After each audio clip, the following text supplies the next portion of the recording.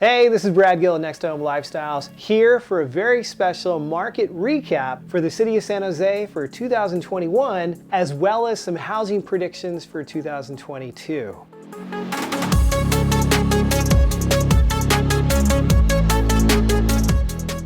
Well, as you may have noticed, if you or someone you knew was interested in buying or selling a property this past year in 2021, it was definitely a year for the record books. Extremely limited inventory, coupled with low cost for acquiring housing, aka interest rates, plus high demand amongst those looking to upsize or get out of city centers, all were factors that contributed to double-digit price appreciation and growth this past year that we saw all throughout the city, the county, and even the entire region. So, specifically for San Jose, what did we see in 2021? We saw nearly 9,500 sales across the city. That's up 31% from the year before. We also saw the median sales price jump 18% to $1,215,000. Of course, that's across both single-family condos and townhouses, but again, that's 18% price growth that we saw in 12 months. The average sales price, the list price of a property, went from 102% last year to 107%. That's 5% more the buyers are having to pay above the listing price this past year than they did back in 2020. So you can see how 2021 is definitely a year for the record books. But how did 2021 really impact home buyers and sellers? That's the information we want to share because we want to make sure that you know what to expect if you're going to make a transaction in 2022. So 2021, we saw multiple offers on most listings. For buyers, that was just the norm.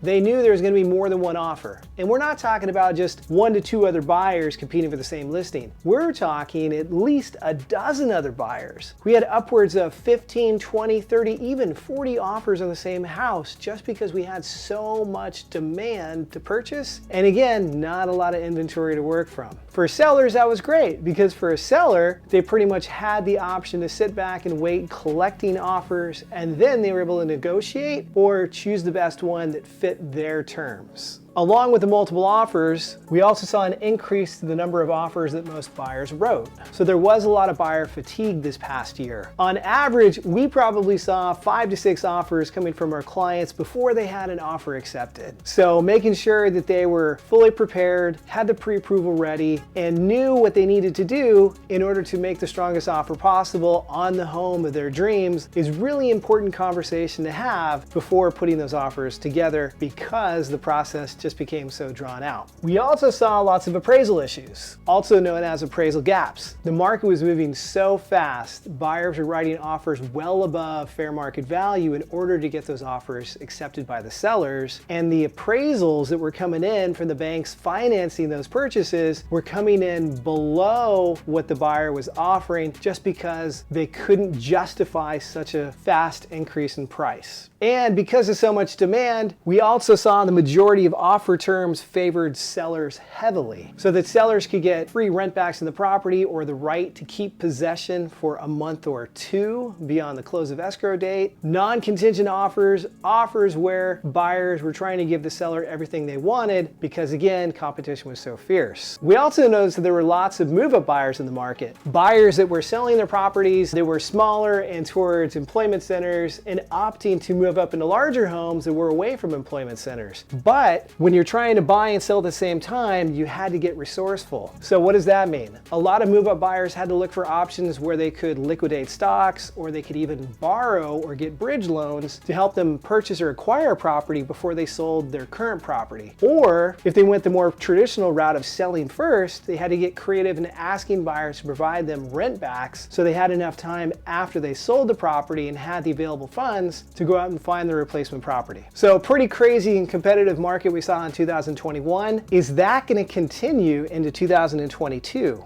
That's the question. So let's take a look at some of the predictions and some of the trends to follow and find out how that's going to potentially affect the market next year. Number one, the biggest trend that we're going to see next year is interest rates are on the rise. From Fannie Mae, Freddie Mac, Mortgage Brokers Association, Mortgage Bankers Association, and NAR, they're all forecasting that rates are going to rise anywhere from 3.3% to as much as 4% next year. So while that's not going to cause the housing market to pump the brakes too hard. That's definitely going to impact buyers and their overall affordability because, as you know, mortgage interest rates make up the housing payment that a buyer can expect when they purchase their property. The higher the interest rate, the higher the housing payment. An increase of as little as 1% of the interest rate can affect a buyer's affordability by as much as 10%. So that'll be a key trend to follow next year. And if it does start increasing enough, it will actually bring a lot of relief to the housing market and slow that price appreciation. Next up, we do expect sellers to keep the upper hand. As we said earlier, multiple offers are going to be the theme. We just have very little inventory to choose from. Buyers are out there competing, and sellers just have the ability to negotiate the best terms that they need to fit what they're trying to accomplish. Buyers will still prefer larger homes. We, again, are forecasting that buyers are going to be interested in moving up or purchasing properties away from employment centers where they can get into a larger home. 2,000 to 3,000 square feet on a lot size of 6,000 to 10,000 plus, because a lot of the residents around here still have the ability to work from home. We're also going to continue to see a lot of Gen Zers and millennials purchase second homes before they even purchase their first home. Sounds kind of crazy, but maybe they got the right idea.